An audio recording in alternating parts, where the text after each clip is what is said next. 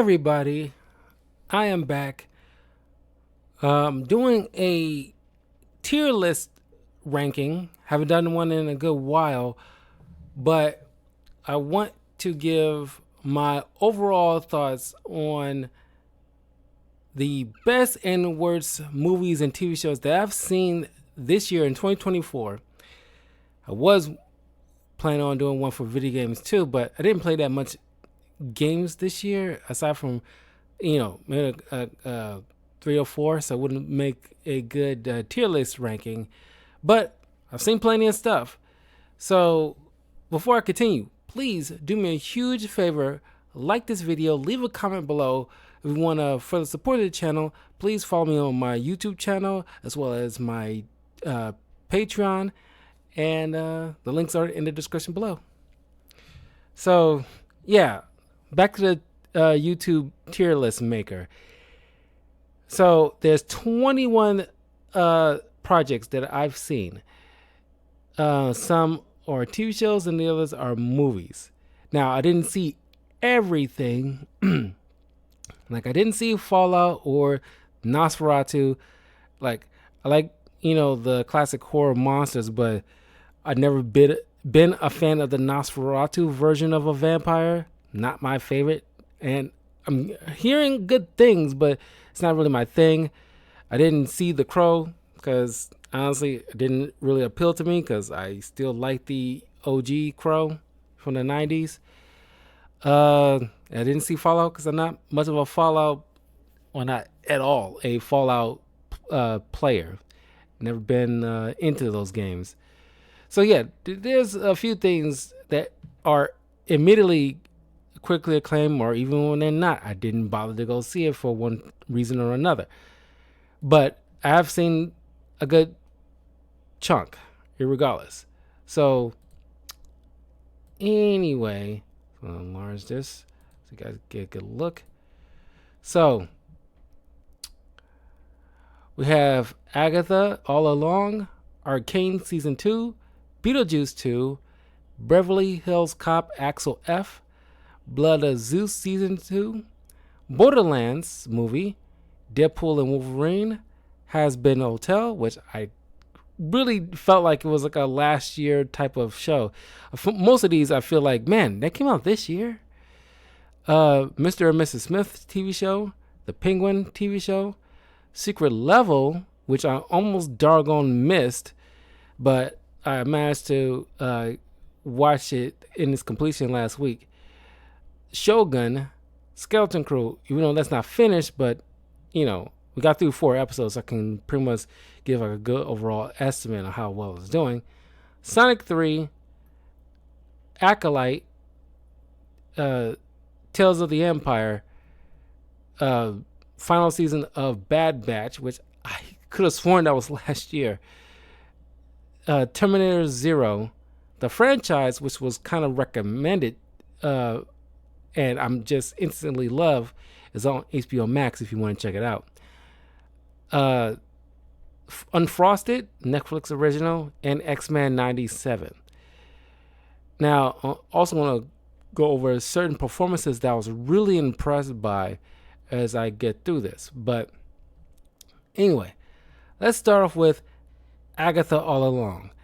Now, I don't see myself, if this gets like a season 2, which I seriously doubt, I'm not going to watch it, but I was curious about the show. And clearly, it was geared towards kind of like Y moms, if any Y moms were into Marvel shows. And I thought it was fine. Not the worst Marvel show or show in general that I've seen. Like, I did my review of it, and the main praise I gave it, because I was still hot off that Acolyte crap, and I was like, Lacey is better than Acolyte. I give it that, and I can actually watch the entire thing. Unlike Acolyte, where I kind of jumped off after episode 3, it was so freaking terrible, and I'll get to that soon. But yeah, I mean, the cinematography is great. I think the best performance personally is Aubrey Plaza. and her portrayal as Death was really good. Honestly, very spot on. But all in all, it's fair. I'll give it like a C. I'm not really all that impressed by, and I think the interest will wane further down the line. Uh, Arcane season 2. Now, my main criticism is they overuse of this music like it's a freaking rock band or something, and the fact that because they know uh, Netflix was gonna cancel the show anyway, so they kind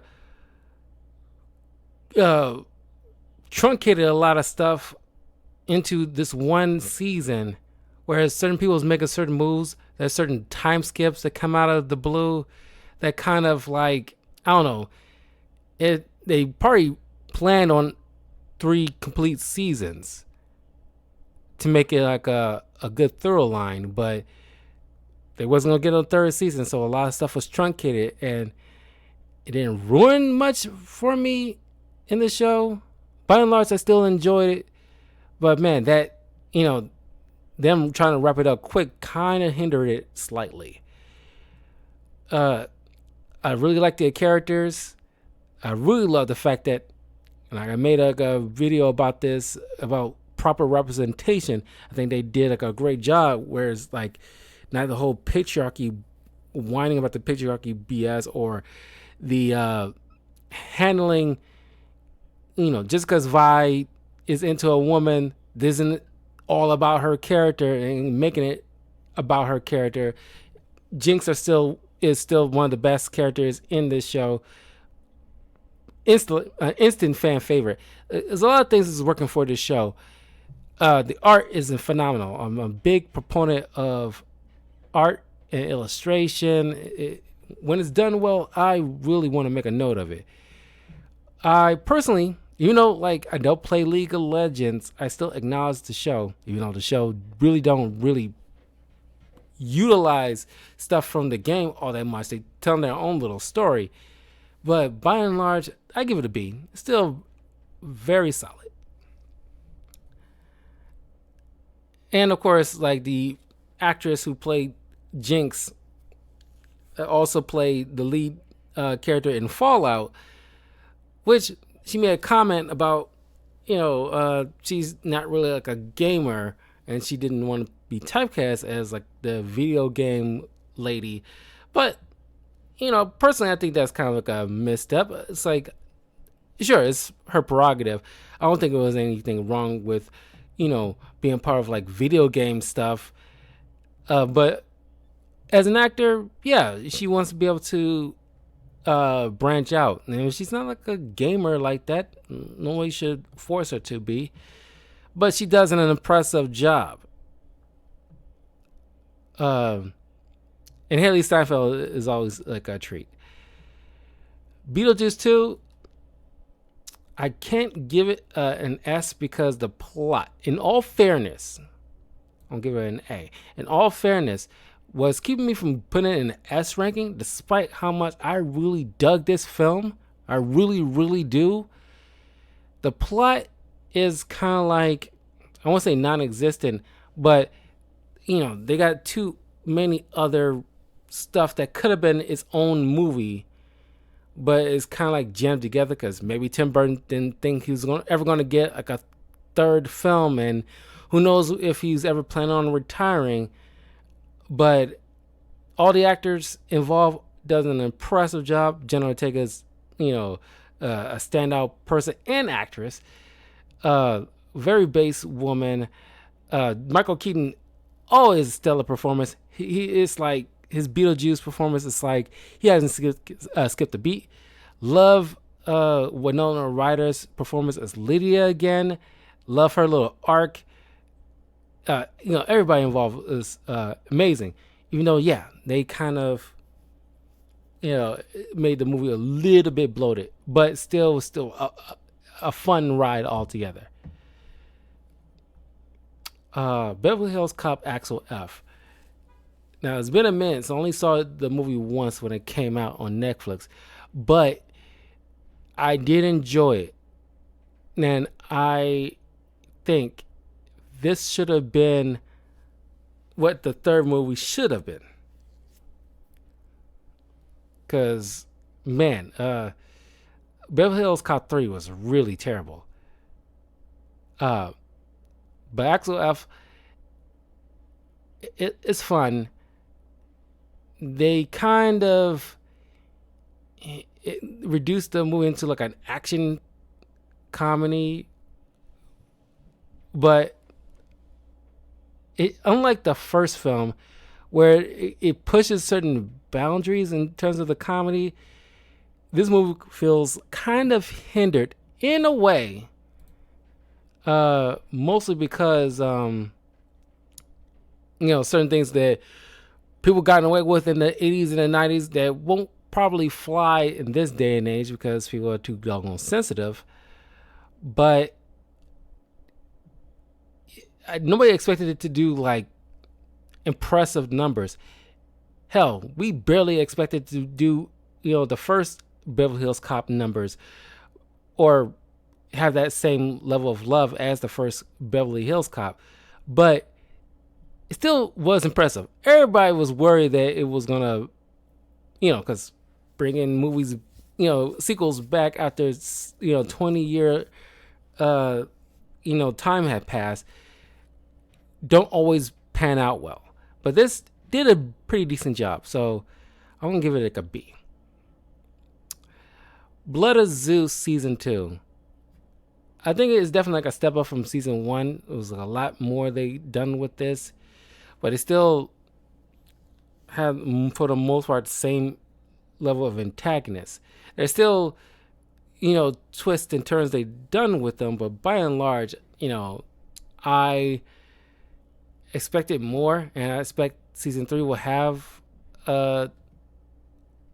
more to give. But like I said, I barely remember how things went out because it's been so long.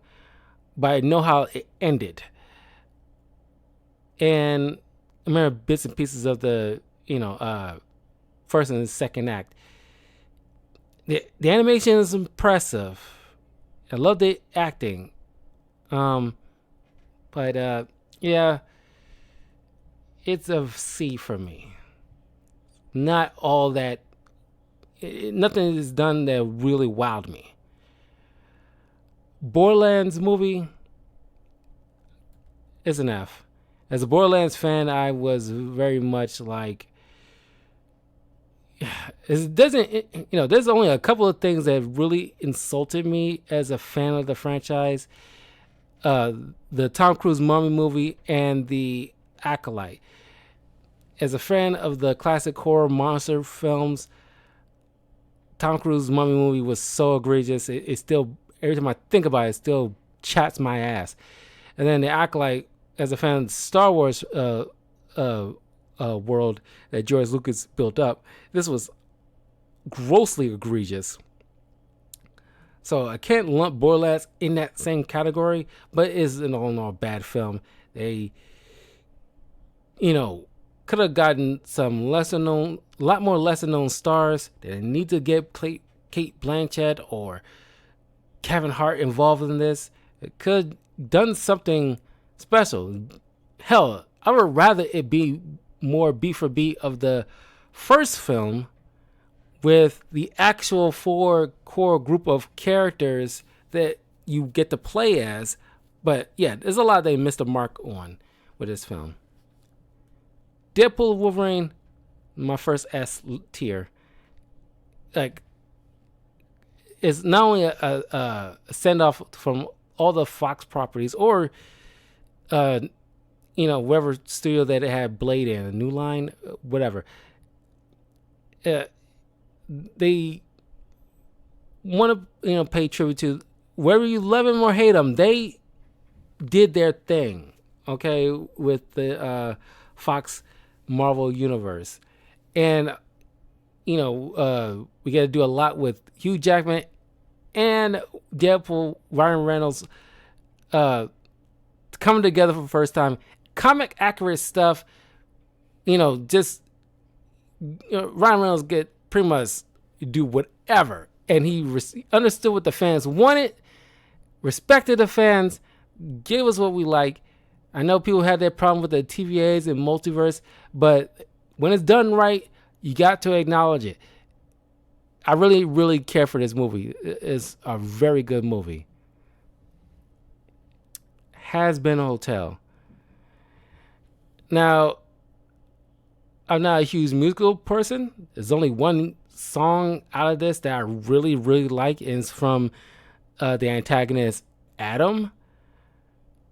Well, there's a few characters that I really like, but certain things that they did with, I know they got creative license, but it's just, again, there's a certain things liberties that they did with making, Adam's just some type of male chauvinist, and it's like, I won't say disrespectful, but it seems like, oh yeah, hell's actually a good place and people there are misunderstood. No, they in hell for a reason. They did bad things.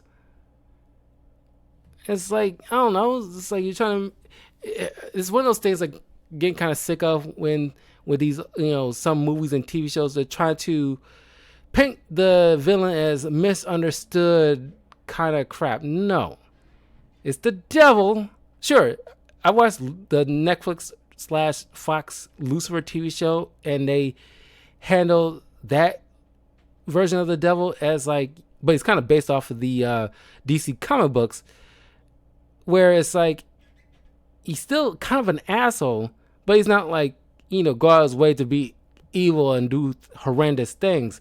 But it's like very self-absorbed, kind of thing. It's like, I think that version of Lucifer is probably like the best one. It's about as far as you should take it in terms of making him like a quote unquote misunderstood good guy.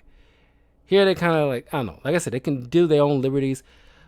But aside from certain misgivings I have, I still acknowledge the quality of the show. The acting and performances are very good. It's very much like a stage play kind of thing going on. The animation is pretty well done. I still give it an A. It's still very good.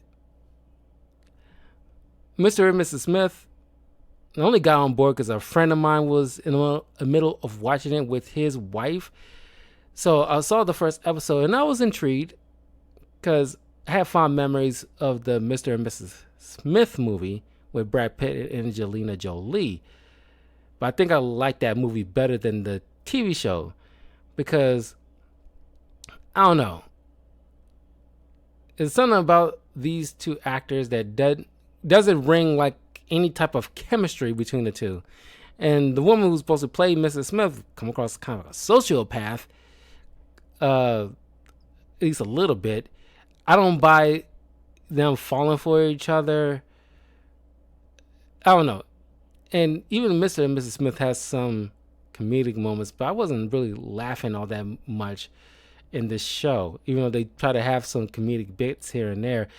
I don't know. They try to, I think the movie did enough what we require of them. This seems like any generic kind of spy movie. It could have been the Bourne Identity spinoff or something and would not have mattered, honestly. It could have just been his own thing and don't even bother use the Mr. and Mrs. Smith label. It wasn't terrible. There's the action in this is, pretty decent. I give it like a C minus. I can't give it fully a D because, it's not really D worthy. The Penguin, immediate S tier. I at first was poo-pooing it. If you watch my review of the Penguin show, I noted that I initially was poo-pooing it the whole entire time leading up to its release date, but everybody that I really trust and follow swears up or down that it's really, really stellar. So like, okay, let me sit down and watch this. Immediately, unlike certain shows that require you to maybe by rule of thumb go through 3 episodes to really understand where this is probably going to see if you're really on board or not. But this one is one of those rare cases, not rare cases, but it should be, with a show that immediately hooks you right in the first episode. And not only that, with Colin Farrell's performance, I like everybody's performance is already stellar, but my honestly best performance of the year personally is the actress who plays Sophia Falcone. Of course, she's been in other stuff like Wolf of Wall Street as Leonardo DiCaprio's first wife in that film, and she played the mother in How I Met Your Mother. It's the only other 2 times I've seen her and stuff, but she wasn't terrible in those, but wasn't like a standout in my opinion. This one, she really shows some freaking acting chops. Not only, yeah, she's hot, obviously. That goes without saying.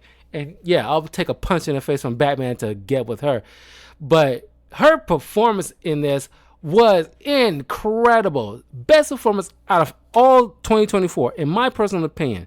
I can't, I'm totally surprised how well I actually enjoyed The Penguin. Totally shocked. I really was, waiting to like kind of roast this film because like I don't think we need, because I was getting kind of tired of like making movies and shows about villains that don't turn out well most of the time. Because maybe it's mostly the fault of Disney remakes when they really inundating us with all this movies starring the villain of other previous films. And misunderstood, blah, blah, blah. Here, he stayed true. He's not misunderstood. Sure, he has layers, but he's still a villain through and through. There's nothing that you should warm up to him or look up to him or any kind of way. He is still a bad guy, and he still remains so. I argue even far worse by the end of this. And that is how you do a villain as the main lead of a show or movie. This is how you do it. So yes, this of course is going to get an S tier in my opinion. I think in everybody's opinion. Secret Level. And this is like an Amazon original that was announced last year at the Game Awards. Dude who was pretty much leading, like I guess the showrunner essentially, was crying on stage about this because he was like, I guess really that passionate. And the art, the 3D model art in this is impressive. And of course, the team behind this was also responsible with the show Love, Death and Robots that was on Netflix. And of course you can tell because there's a lot of violence in this, and some of this ends on kind of like a bleak note for the most part, except for maybe like Mega Man. And people really like the Mega Man portion more so than any other segment because it's a kind of anthology, and it's only 9 minutes long, and I'm not including the credits. And it's like, wow, the others get like at least 15 minutes. Like, dang, you don't show nothing with Mega Man other than him getting suited up after taking down one robot that was taken over by Dr. Wily, which we don't get to see. And it's like, man, you could have made a legit, honest to goodness Mega Man show from this. I really love the look of it. This is probably like my favorite segment. But, all the other stuff is based off of games that, either older games or more fairly recent games that you would more than likely be familiar with. But for the most part, other than maybe Mega Man, I never played any of these other games. Like, Pac-Man too. But they did something very unique with Pac-Man, which I kind of am impressed by. Because how can you make a story, even if it's a short one, out of like a yellow ball eating pellets? But they do something very unique with it. I'm very impressed by. And they make it kind of like a horror show almost, but I'm still impressed. The performances with a lot of these actors are very good. But if they get like a season 2, They need to start including stuff that, is a lot more familiar. Like they have like a little cameo of Kratos from the God of War Ragnarok stuff. I was like, okay, why don't you add stuff like God of War or, hell, I don't know, like, Horizon Zero Dawn, something like that. Because maybe it's just me. Because other than Mega Man and Pac-Man, I haven't played any of these other games before. Because either I didn't hear about them or they never interested me. Shifu was very interesting, but I never really cared to actually get the game. But I am impressed by its uniqueness. But all in all, like I give like Secret Level like an A. It is really well done, mostly because of the animation and what they managed to achieve with just, for the most part, 15-minute anthology segments. Shogun, immediate S tier. Crap. What's the actor's name? I keep butchering the freaking name. Shogun cast. Hiroyuki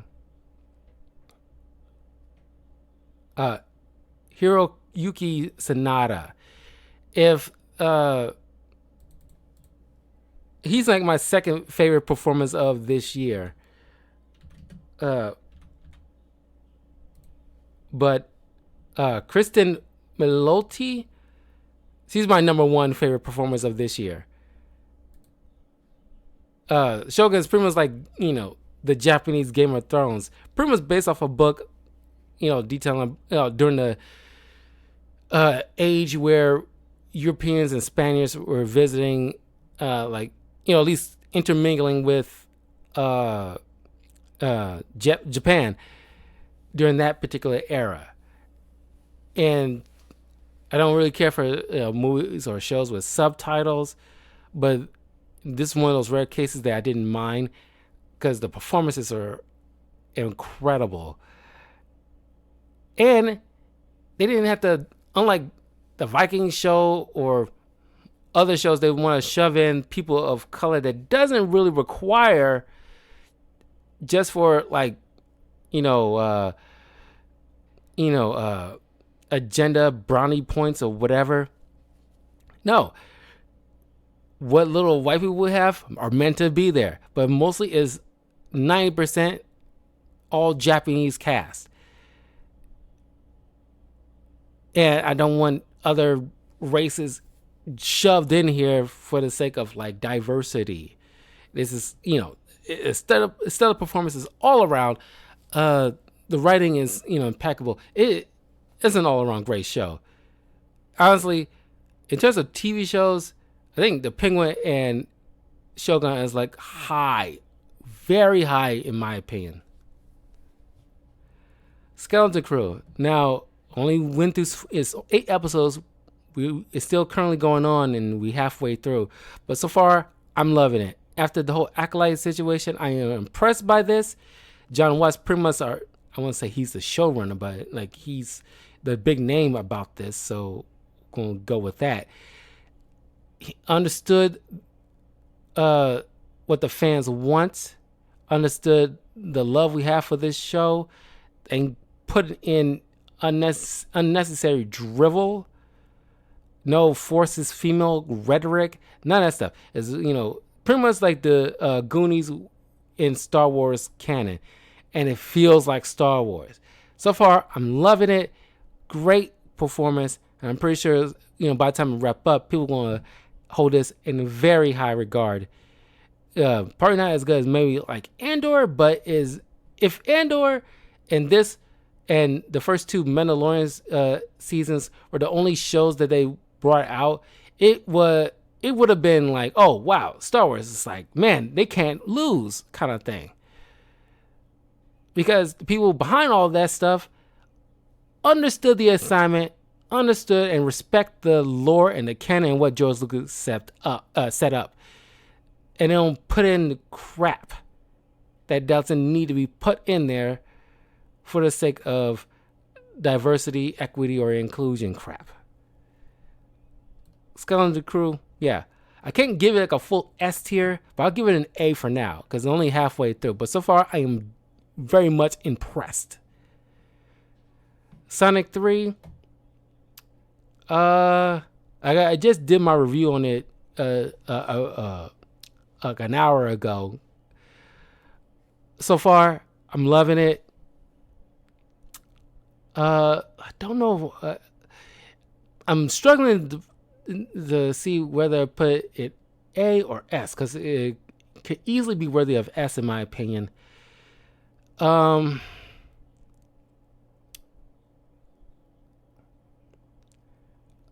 do I put it? Because like the performances are great, the animation is fantastic. It's like this, and Detective Pikachu really knows how to put like anthropomorphic, creatures in real world society so seamlessly. It's very impressive, and I love the actors involved. I'll put on the low end of S, honestly, because the things I have problems with is so little that I can't say is, so gross it forces me to put in an A tier. But for the time being, how I'm feeling right now, because it only recently came out, I'm going to put it in S tier. Acolyte, very low F. Hell, I watched Borderlands 2 more times before I even watched Acolyte once. It's, unlike John Watts or the showrunner for Andor, Kathleen, Leslie Helen and Kathleen Kennedy, I'm not sure what the hell their mindset is, but I don't say this lightly, but they need to be freaking like go work on some other project that's not an IP. Work on some biopic about lesbians if you so need to talk about lesbian relationship and the patriarchy and the being held down, because that's what you try to shove into a Star Wars property. We go to watch Star Wars to escape. It's escapism from real world situations that we just want to turn our brain off for at least a couple of hours, not have to think about that kind of crap. But we kind of shove in agendas and in the stuff that doesn't need it or require it. People are eye rolly and they get turned off. And it's a shame because the Squid Games guy is probably giving the best performance, and he had to learn English in order to give this performance, and he actually gives a damn in this. And it's a shame because it's kind of a waste of his talent. It's like all in all, it is a trash game. And the fact that you have actors like Amanda Stenberg giving crap to the fans who dare to question or ridicule it in any kind of way, calling them incels or right ringers or whatever, Istanphobes, because you put out a crap product, you put out a crap performance. No, you put it out to be ridiculed, which way or form a person chooses to do so is there to be critiqued, and if critique doesn't fit to your liking, too bad. Make a diss track out of that. But yeah, it's it's egregious. Very disrespectful to the lore of Star Wars, in my opinion. And honestly, I think it's for the best that they just, and Dave Filoni need to show some freaking backbone and say okay, ignore this, write it off. It's not part of the Star Wars canon. Just ignore it. It doesn't exist. It doesn't count. That's what he should do. Damn any few hundred people that actually find any liking to the Acolyte. If they like it, it's fine. It's their prerogative. But all in all, Dave Filoni needs to say okay, whatever kind of crap that we did with the Acolyte, we're not going to repeat. Let's ignore it. Write it off. Tales of the Empire. I don't care for the segments that's talking about that woman that Ahsoka fought in Mandalorian. I don't think anybody really cared all that much about that character. that they warrant more backstory about. Hell, like it'd be a lot more interesting to probably learn more about Captain Phasma more so than that woman, because we got so little with Phasma. It seems like, okay, that probably warrant more of a backstory than this witch woman. And then that other girl who framed Ahsoka during the Clone Wars series, that was slightly more interesting. But I don't know, they could have picked at least two more. They could have chose any other Sith type of character to follow. That would be a lot more interesting. Like maybe some short little beats about uh Sidious's upbringing. That'd be a lot more interesting. But maybe they saving that for like a live action uh TV show or something. I don't know. But man, one was completely uninteresting and one is only half interesting. So I'm gonna have to give this a D. Bad Batch season 3, the final season, another D, because I slowly but surely lost interest in a lot of those characters except for Crosshairs and Asajj Ventress. All the others I don't hate, but I was just very indifferent by. But yeah, I'm not sure what the purpose of all that stuff was. What you going to be doing with Omega? What's her future in the Star Wars canon? We never seen her again. Maybe she'll pop up some point in the future, but it's like right now, like I ultimately did not care with Omega. She was a fun character, but yeah, not all that interesting. Terminator Zero, very anime inspired. The animation I really like, but most of the story I wouldn't say I was bored, but didn't really grab my attention either. In terms of like, they're doing their own thing with the timeline stuff, separate from John Connor stuff because it's set in Japan, but don't know how it fits in the overall world of the Terminator franchise. Are they ignoring everything but the first two movies? Clearly, they try and do their own thing, but you can't help but wonder, like, okay, it's still the world of Terminator, and John Connor is a part of it, whether you like it or not. So I was a little bit confused by it. Like I said, I'm impressed with the animation. Parts of the story was interesting, but I give it a B. It's still generally interesting. The franchise, pretty much like those old school sitcoms where there's no kind of like where it's like, they know how to make fun of people. It is diverse in the right way, not because they have to, but they got actually legit actors who pull off a good job. Pretty much making fun of like superhero franchises, essentially.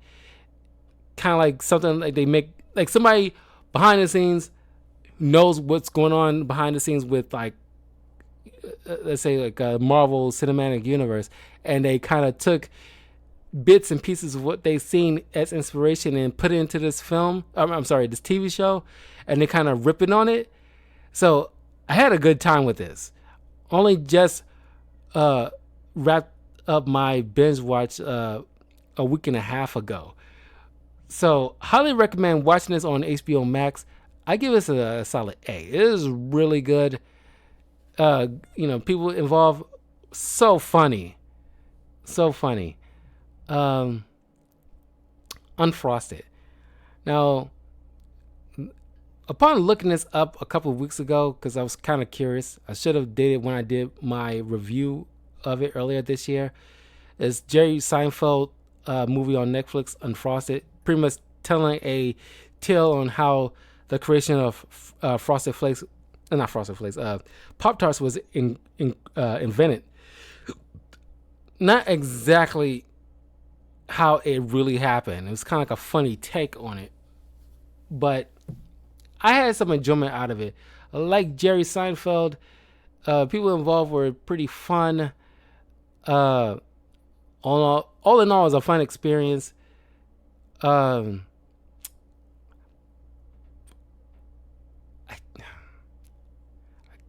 I'll give it maybe like a high B, honestly, because I can't give it thoroughly an A. If it was like a legit funny spin on the biopic on how it really made Pop-Tarts, then I would give it like a A. But because it is not, I had to give it maybe like a high B. Now, X-Men 97, I'd give us an A. Why not? Because I'm a friend of the show.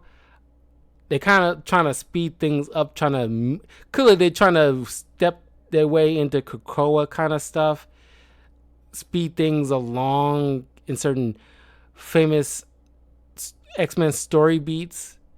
But I am impressed by giving other X-Men their day in the sun, especially Cyclops, giving him some very cool moments and giving him some agency, treating him like almost not all the way, but almost like the Captain America of the show. And don't put too much sign on Wolverine, because we get too much time with Wolverine. He's kind of been overused over the years, so they relegated him to the background. He's there, but he's not taking over the freaking show. I appreciate that. A lot of people are appreciative of that. Also, get little cameos of other Marvel characters outside of the world of the X-Men, showing that is like a lived-in world here. We get to see like a moment with Dr. Doom and Black Panther on like a TV screen, and we get to see Peter Parker and Mary Jane and Eddie Brock in one frame. And we get to see a moment with Captain America with Rogue. That was impressive. So all in all, they did a very good job with X-Men 97. Didn't appreciate the overuse of gratuitous kind of sexual innuendos, like it's more specifically with Magneto, mostly because of the former showrunner, who's now going through some legal troubles because he's sending like half nude pics and promoting his OnlyFans. Well, sending half nude pics, trying to quote unquote show his coworkers how he wants Magneto to look like. Of course, being a gay man, you thought he'd probably be kind of bulletproof with this kind of criticism, but of course not. But he also been promoting his OnlyFans. Dude's kind of weird. So it'd be kind of interesting to see how the second season of X-Men 97 will look like moving forward with a new showrunner, and how the tone will shift moving forward.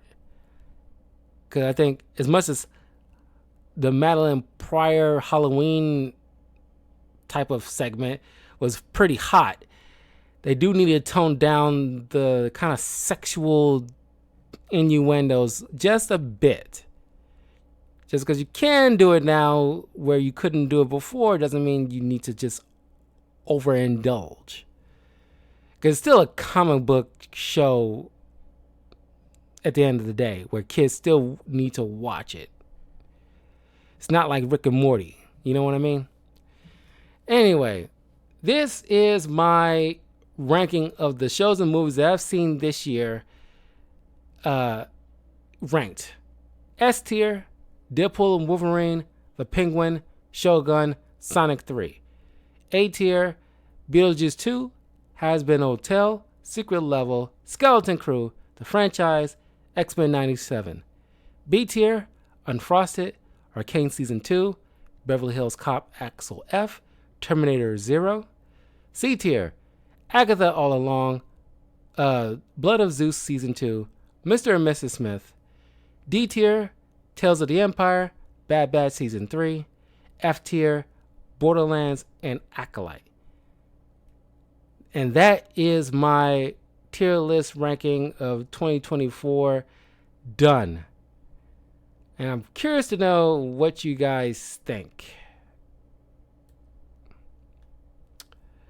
I'm pretty sure people who's watched or plan on watching Nosferatu will put that as S tier because, like I said, I'm hearing big, great things about that.